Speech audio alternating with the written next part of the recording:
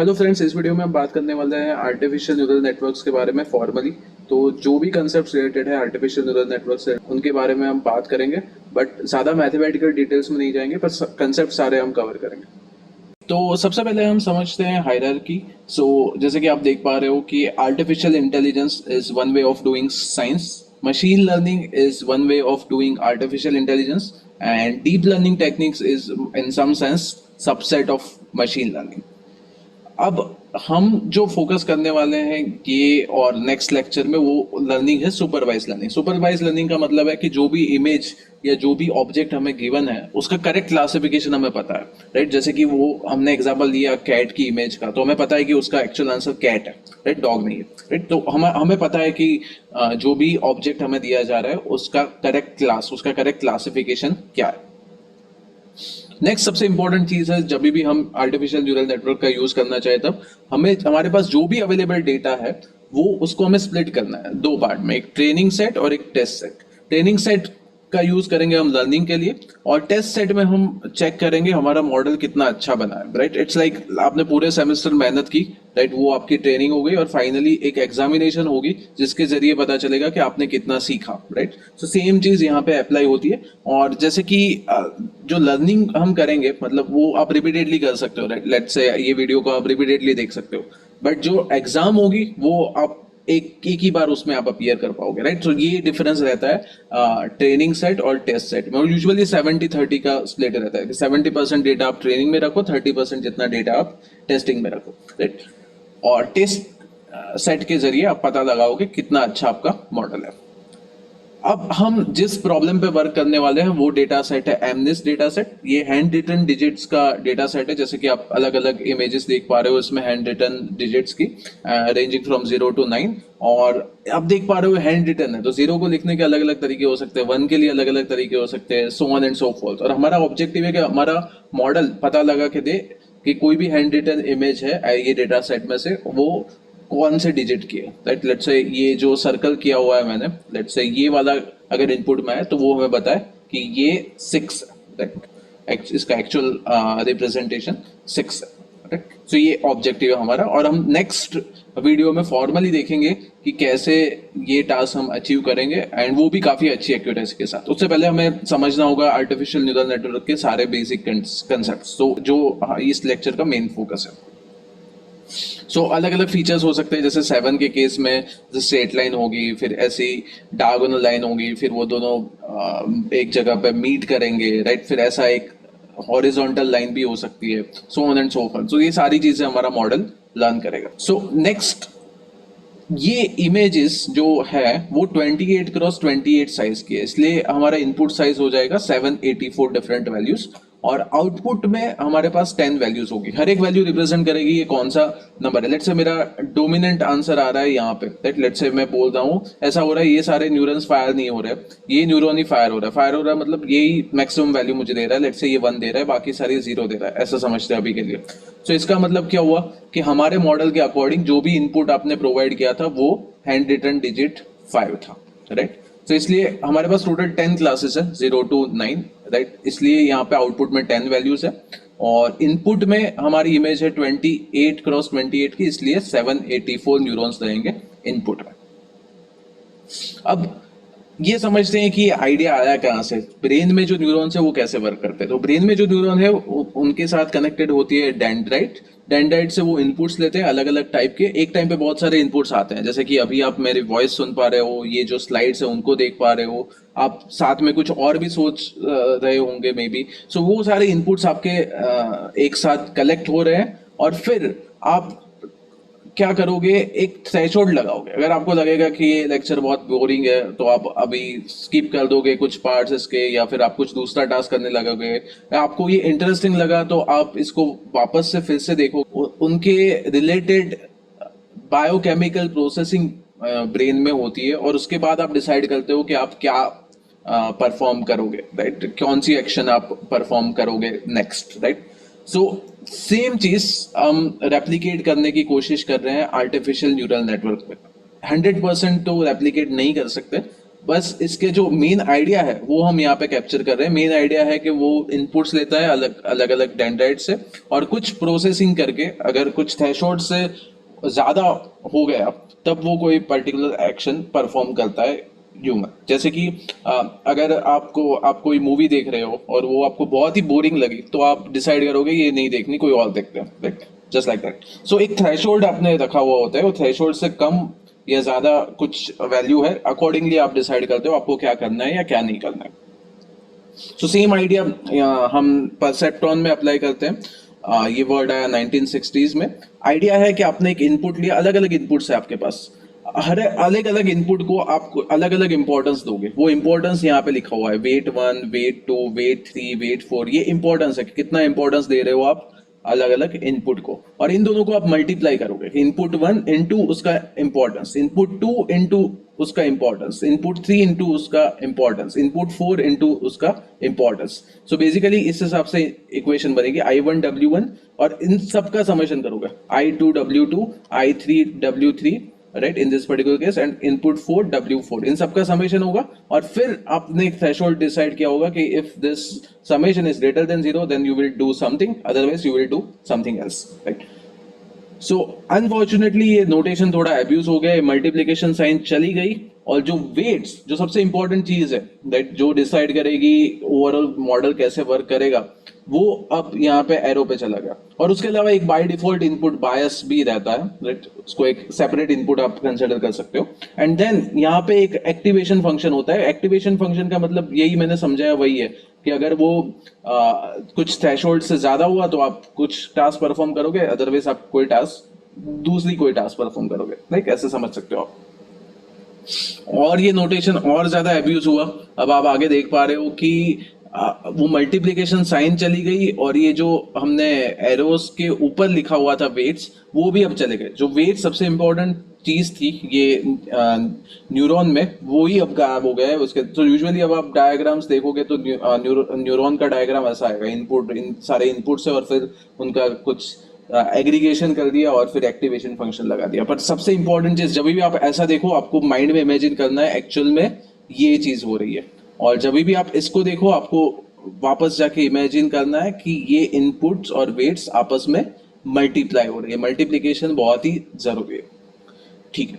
सो ये बात हुई एक न्यूरॉन की। अब आपने बहुत सारे न्यूरॉन्स को जोड़ के न्यूरल नेटवर्क बना दिया। और एक और कंसेप्ट होता है फुल्ली कनेक्टेड लेयर का। ये सारी टर्मिनोलॉजीज हम नेक्स्ट क्लास में यूज करने वाले हैं, इसलिए अभी मैं ब्रीफली आपको एक्सप्लेन कर रहा हूँ। बहुत ज्यादा मैथमेटिकल डिटेल्स में हम नहीं जाएंगे, जस्ट ब्रीफली समझेंगे कि क्या क्या कंपोनेंट्स, इंपॉर्टेंट कंपोनेंट्स रहते हैं आर्टिफिशियल न्यूरल नेटवर्क के। सो एक होता है fully connected layer. Fully connected layer का मतलब है कि लेयर 2 फुल्ली कनेक्टेड लेयर है। क्यों? क्योंकि लेयर 2 के सारे न्यूरॉन्स प्रीवियस लेयर के सारे न्यूरॉन्स के साथ कनेक्टेड है। जैसे ये पहला वाला ये 3 के साथ कनेक्टेड है, दूसरा वाला ये 3 के साथ कनेक्टेड है, तीसरा वाला इन 3 के साथ कनेक्टेड है, एंड चौथा वाला भी ये 3 के साथ कनेक्टेड है। Therefore it's called fully connected layer. ये ओवरऑल लेयर वाइज कैसे हमारा इनपुट टू आउटपुट हम जाएंगे न्यूरल नेटवर्क में, वो बताया हुआ है कि जैसे इनपुट्स जाएंगे फर्स्ट लेयर 1 में, देन उनके वेट्स जाएंगे लेयर 2 में, देन फाइनली लेयर 3 पे हमें आउटपुट्स मिलता है, राइट। कितने भी लेयर्स हम रख सकते हैं, ये जैसे एक रिप्रेजेंटेटिव डायग्राम है, जरूरी नहीं कि हमारे पास 3 ही लेयर हो। अब सबसे इंपॉर्टेंट चीज एक्टिवेशन फंक्शन। एक्टिवेशन फंक्शन में एक रहता है वैल्यू। वैल्यू का मतलब अगर नेगेटिव नंबर है तो उसको 0 कर दो, और पॉजिटिव है तो उसको एज इट इज रखो। और उसके अलावा स्टैंडर्ड सिग्मोइड फंक्शन और 10H फंक्शन भी रहते हैं, जिनका ग्राफ यहाँ पे दिखाया हुआ है, राइट। सो वैल्यू को हम ऐसा भी लिख सकते हैं कि मुझे इक्वेशन के टर्म्स में लिखना है तो मैं लिख सकता हूँ मैक्सिमम ऑफ 0, इनपुट। सो अगर मेरा नंबर नेगेटिव है तो मुझे आंसर में 0 मिलेगा, और अगर मेरा नंबर पॉजिटिव है तो मुझे आंसर में वही इनपुट मिलेगा। अगर इनपुट पॉजिटिव है तो आंसर में वही इनपुट मिलेगा, और अगर इनपुट नेगेटिव है तो मुझे 0 मिल जाएगा। So that's the idea of value function.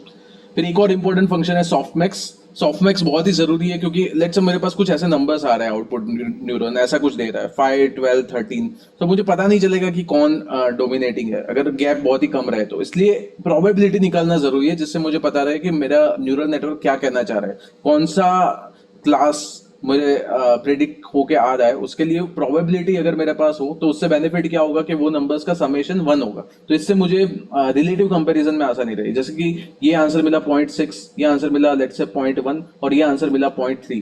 तो इन तीनों का समेशन करूँ तो 1 हो रहा है और सबसे ज्यादा प्रोबेबिलिटी है ए की, तो मुझे पता चलेगा कि मेरा न्यूरल नेटवर्क बोल रहा है कि ये क्लास ए में है, राइट। सो ये प्रोबेबल, बट ह्यूमन ब्रेन काफी पावरफुल है और हम इसको प्रोबेबिलिटी निकालने का काम सॉफ्टमैक्स करेगा। जो स्कोर आएगा उसको प्रोबेबिलिटी में कन्वर्ट करने का। जैसे 5 आया है तो न्यूरल नेटवर्क क्या करेगा, 5 डिवाइड बाय 5 प्लस 12 प्लस 13 कर देगा सॉफ्टमैक्स फंक्शन। अगर ये 12 आया तो सॉफ्टमैक्स क्या कर देगा, 12 डिवाइड बाय 5 प्लस 12 प्लस 13, और ये 13 को 13 डिवाइड बाय 5 प्लस 12 प्लस 13। सो इससे क्या होगा, प्रोबेबिलिटी मिल जाएगी और फिर आसानी रहेगी चेक करने में कि क्या आंसर आ रहा है हमारा। Learning from mistakes, this is important क्योंकि तभी हमारा नेटवर्क लर्न करेगा। सो लेट्स से ये प्रेडिक्ट होके आ रहा है कि हमें ये बोल रहा है कि P1 P2 हमारा आंसर है, राइट। P1 लेट्स से एक एग्जांपल लेते हैं, लेट्स से कैट का ही एग्जांपल लेते हैं कि कैट और डॉग दो में से एक चीज होगी, जो भी इमेज है वो, ठीक है। और हम प्रिडिक्ट करके बोल रहे हैं कि लेट्स से 70% चांस है कि ये कैट है और 30% चांस है कि ये डॉग है, बट एक्चुअल आंसर ऐसा है कि ये डॉग है, राइट। सो अब हमें क्या करना पड़ेगा, ये एक वेक्टर हमारे पास ये है 0.7 0.3 और एक लेबल के ऊपर से हम एक वेक्टर बनाएंगे। क्योंकि ये डॉग की इमेज है तो एक वेक्टर हमारे पास, ये कैट नहीं है तो कैट के सामने मैं 0 लिख दूंगा, डॉग के सामने मैं 1 लिख दूंगा। इसे 1 हॉट एनकोडिंग बोलते हैं। जल्दी मैं बताऊंगा कि लेबल को हम वेक्टर में कन्वर्ट करेंगे, वो सिंपल प्रोसेस का बड़ा नाम है जिसको बोलते हैं 1 हॉट एनकोडिंग। और अब दोनों वेक्टर्स की लेंथ सेम हो गई तो अब हम इन दोनों के बीच में गैप निकाल सकते हैं, मतलब एरर निकाल सकते हैं कि ये हमें चाहिए, this is expected, this is what our model is giving. तो इन दोनों के बीच में कितना गैप है वो हमें बताएगा कोई एरर फॉर्मूला, वो होगी हमारी एरर। और फिर वो एरर की इन्फॉर्मेशन हम बाकी सबको देंगे। जैसे हमने कैट वाले एग्जांपल में देखा था कि बाकी न्यूरॉन्स, बाकी टीम मेंबर्स को हम बताएंगे कि ये गलत किया है, अब उसको सही करो, और वो सही करते जाएंगे बार बार। ये एक्सपेरिमेंट हम रिपीट करेंगे तो एरर कम होती जाएगी और फाइनली हम ऐसी जगह पे पहुंचेंगे जहां पे एरर मिनिमम है, और वो वहां फिर हम मॉडल को रन करने से रोक देंगे और अब फिर हम एग्जीक्यूट करेंगे टेस्ट केस। ये आइडिया रहता है। सो 1 हॉट एनकोडिंग ऑलरेडी मैंने बताया कि ये क्यों चाहिए, कि लेट से मेरे पास ये क्रेयॉन कलर्स के जो ओरिजिनल कलर्स थे, राइट, बेसिक कलर्स, उसमें 8 कलर्स का पैक आया था, तो उनके वो क्लासेस है लेट से हमारे। तो हमें क्या करना है कि इनको रिप्रेजेंट करना है इन टर्म्स ऑफ वेक्टर। तो हम क्या करेंगे, जो एक्चुअल क्लास है उसके सामने 1 लिखेंगे, बाकी सबके सामने 0 लिख देंगे। ऐसा क्यों करेंगे, ऐसा करेंगे तभी हम हमारा जो प्रिडिक्ट होके आ रहा है और जो हमारा एक्चुअल आंसर है उन दोनों को हम कंपेयर कर पाएंगे। इसके लिए हमें 1 हॉट एनकोडिंग करना जरूरी है, राइट। हमें कन्वर्ट करना होगा जो हमारा लेबल है उसको वेक्टर में, ताकि हम उसको कंपेयर कर पाए हमारे आर्टिफिशियल न्यूरल नेटवर्क के आउटपुट के साथ। तो ये ऑब्जेक्टिव रहता है 1 हॉट एनकोडिंग का। जैसे कि सिंपल एग्जांपल मैंने दिया था कैट और डॉग का, कि अगर कैट होगा तो मैं 1 0 लिखूंगा, अगर डॉग होगा तो मैं 0 1 लिखूंगा। ये मेरा एक्चुअल हुआ और ये एक्चुअल को फिर मैं कंपेयर करूंगा मेरे जो आंसर आ रहा है मॉडल के जरिए उसके साथ, right. So this is my actual और इसको मैं कंपेयर करूंगा मॉडल में जो भी आंसर आया है उसके साथ, और फिर इन दोनों के बीच में गैप निकाल कर फिर मैं उसको कम करने की कोशिश करूंगा। फिर नेक्स्ट होता है कि हम अलग अलग वेट्स होते हैं हमारे आर्टिफिशियल न्यूरल नेटवर्क में, हम फाइन ट्यून कर सकते हैं। तो कौन से वेट कॉम्बिनेशन पे हमारा एरर मिनिमम आ रहा है वो कैसे पता लगाए, तो उसके लिए हम ये मेथड फॉलो करेंगे, फॉलोइंग द ग्रेडियंट। इसको आप ऐसे भी सोच सकते हैं कि ये एक एरर कर्व है, अलग अलग वेट कॉम्बिनेशन के कॉरस्पॉन्डिंग कितनी एरर है वो यहाँ पे रिप्रेजेंट की हुई, यहाँ पे प्लॉट की हुई है, राइट। और अब क्या होगा कि हमें ऐसी जगह पे जाना है जहां पे एरर मिनिमम है, राइट। सो हम क्या करेंगे, लेट्स से इस पर्टिकुलर सरफेस पे हम पानी की बूंदे डालते हैं, और पानी जहां पे स्टेबल होगा, बूंदे जहां पे स्टेबल होगी वहां पे हम रुक जाएंगे, क्योंकि वो सरफेस फ्लैट होगी और उससे नीचे हम नहीं जा सकते। अदरवाइज हम ये जो भी इसका स्लोप है वहां पे पानी बहता रहेगा, और वो पानी जहां पे सेटल होगा उससे नीचे तो हम नहीं जा पाएंगे। So that is nothing but our global minima. So ये आइडिया रहता है ग्रेडियंट का, राइट। सो इसमें हमें ये ध्यान रखना है कि जैसे कि ये अगर एरर सरफेस है मेरी, तो हमें जाना होगा ये bottom of the valley, right, यहाँ पे जो ब्लैक कलर में हाईलाइट की हुई है। तो इसके इसमें हम अलग अलग टेक्निक का यूज करेंगे। जल्दी उसके बारे में मैं बताऊंगा कि कैसे हम सेट करेंगे, कैसे हम एग्रेसिवली जा सकते हैं ये बॉटम ऑफ द वैली की तरफ, और कैसे हम स्लोली जा सकते हैं। एग्रेसिवली गए तो क्या दिक्कत है, स्लोली गए तो क्या दिक्कत है, वो चीजें अभी हम जल्द डिस्कस करेंगे। उससे पहले इंपॉर्टेंट कंसेप्ट बैक प्रोपोगेशन। ये ऑलरेडी हमने देखा कि ये हमारा एक्चुअल लेवल है और ये कुछ प्रिडिक्ट होके आया। सो लेबल एक्चुअल वर्सेस जो प्रिडिक्ट होके आया, इन दोनों के बीच में जो गैप है वो एरर हमें बताएगा, और ये एरर की इंफॉर्मेशन हम सारे न्यूरॉन्स को देंगे ताकि वो अपना वेट्स एडजस्ट कर पाए। ये आइडिया रहता है बैक प्रोपोगेशन का। ज्यादा डिटेल में अभी मैं नहीं जा रहा हूँ, जस्ट टर्मिनोलॉजी बता रहा हूँ कि आइडिया क्या है। कि एरर निकाल दी हमने, अब वो एरर किस काम की, अगर उसको एरर को अगर हम सुधार नहीं पाए, तो सुधारने के लिए हम एरर की सेंसिटिविटी P1 के प्रति कितनी है वो इन्फॉर्मेशन प्रोपोगेट करेंगे, फिर P2 के प्रति कितनी है वो प्रोपोगेट करेंगे, फिर P1 P2 अपने पिछले लेयर में जाएंगे, ये 3 न्यूरॉन्स को बताएंगे कि आप अपना वेट्स मॉडिफाई करो, वो उसके अगले न्यूरॉन्स में अगले लेयर में जाएंगे, वहां पे बताएंगे वो सबको कि भाई आप अपना वेट्स मॉडिफाई करो, सो ऑन एंड सो फॉर, जब तक सारे न्यूरॉन्स कवर नहीं हो जाते। तो ये आइडिया रहता है बैक प्रोपोगेशन का, एरर की इन्फॉर्मेशन आप प्रोपोगेट कर रहे हो आगे। नेक्स्ट रहता है लर्निंग रेट। लर्निंग रेट का आइडिया है कि आप कितने एग्रेसिवली जाते हो मिनिमा की तरफ। अगर आप लर्निंग रेट बहुत ज्यादा रखोगे तो वेट्स आपके बहुत जल्दी जल्दी चेंज हो गए और हो सकता है कि आपने मिनिमम मिस भी कर दो, जैसे कि यहाँ पे मैंने दिखाया हुआ है कि अगर आप लर्निंग रेट बहुत ज्यादा रखो तो वेट में आप बहुत ज्यादा जल्दी जल्दी चेंज कर रहे हो, तो फिर मिनिमम मिस हो गया, वैसा भी हो सकता है। अगर आप बहुत छोटा रखोगे तो आप मिनिमा तक पहुंचते पहुंचते बहुत टाइम लग जाएगा, right. So something in between must be there, right. So वो यूजुअली हम 0.001 उसके आसपास लगते हैं लर्निंग रेट। ये हाइपर पैरामीटर मतलब ऐसे पैरामीटर्स जो यूजर सेट कर सकता है, राइट। एक होता है ईपोक मतलब इटरेशन, तो कितने इटरेशन हमारा मॉडल वर्क करेगा, वो एक हाइपर पैरामीटर है। एक हम हाइपर पैरामीटर हमने देखा एक्टिवेशन फंक्शन, जिसमें हमने रेल्यू देखा, सिग्मोइड देखा, 10H देखा। एक और हाइपर पैरामीटर अभी जो मैं बता रहा हूँ वो है ये लर्निंग रेट। सो यहाँ पे आप देख पा रहे हो कि क्या हो रहा है अगर मैं लर्निंग रेट 0.5 रख रहा हूँ। ये यहाँ पे बताया हुआ है कि मिनिमा के कॉन्टेक्स्ट में हम कहाँ से कहाँ जा रहे हैं, ऑसिलेट हो रहे हैं, और ये बताया हुआ है कि एरर में क्या चेंज हो रहा है। जैसे एरर पहले ज्यादा थी, फिर कम हुई, फिर बढ़ी, फिर कम हुई, फिर बढ़ी, राइट। यहाँ पे भी ऐसा ही कुछ हो रहा है, पहले ज्यादा थी, फिर कम हुई, बहुत कम हुई, फिर वापस बढ़ी, फिर कम हुई, फिर बढ़ी, राइट। सो हमें स्टेबल होना है, एरर 0 के पास जाए वैसे करना है कुछ। जैसे यहाँ पे अगर मैं बहुत कम रख रहा हूँ तो मैं पहुंच ही नहीं पा रहा हूँ मिनिमा की तरफ, थोड़ा सा ज्यादा रख रहा हूँ तो मैं मिनिमा की तरफ पहुंच रहा हूँ, फिर थोड़ा सा ऑसिलेट हो रहा है यहाँ पे, और यहाँ पे बहुत ज्यादा ऑसिलेट हो रहा है, वो मिनिमा तक पहुंच नहीं पा रहा है, उसके इधर उधर जा रहा है, मतलब पहले यहाँ से यहाँ गया, फिर यहाँ से वापस आया, वैसे चल रहा है, राइट। ऑसिलेट हो रहा है ज्यादा यहाँ पे। सो ये हमको फाइन ट्यून करना होता है, जरूरी नहीं है मतलब कोई एक फिक्स वैल्यू पे हमेशा हमें मिनिमम मिल जाए, वो डेटा टू डेटा वेरी करेगा ये वैल्यू भी, इसलिए उसको हाइपर पैरामीटर बोलते हैं। और लॉस अलग अलग ऑप्टिमाइजर के अलग अलग होते हैं, और यूजुअली हम प्रेफर करेंगे एडम ऑप्टिमाइजर जो हमें मिनिमा तक ले जाने में हेल्प करेगा। और एक और इम्पॉर्टेंट कंसेप्ट जो जरूरी है आगे बढ़ने से पहले, वो है कंसेप्ट ऑफ ओवरफिटिंग। ओवरफिटिंग का मतलब क्या है, लेट्स से कैट वाला ही एग्जांपल लेते हैं, और लेट्स से हमारे ट्रेनिंग में क्या हो रहा है, जब भी कैट है तो कैट सोफा पे बैठी हुई है, लेट्स से, ओके। सो अब थोड़े टाइम के बाद क्या होगा कि मॉडल ने चीटिंग करना स्टार्ट कर दिया और उसकी एक्यूरेसी तो बहुत बढ़ गई। वो क्या कर रहा है कि अब वो कैट को नहीं देख रहा है, अब वो सोफा को देख रहा है, और सोफा प्रेजेंट है तो बोल देगा कि इमेज है कैट की। सो इससे ट्रेनिंग में तो चल गया, बट जब हम टेस्टिंग में जाएंगे तब ऐसा भी हो सकता है कि वो सोफा पे कैट ना हो के डॉग हो, पर फिर भी अपना मॉडल फोकस करेगा सोफा पे और वो बोल देगा कि कैट है।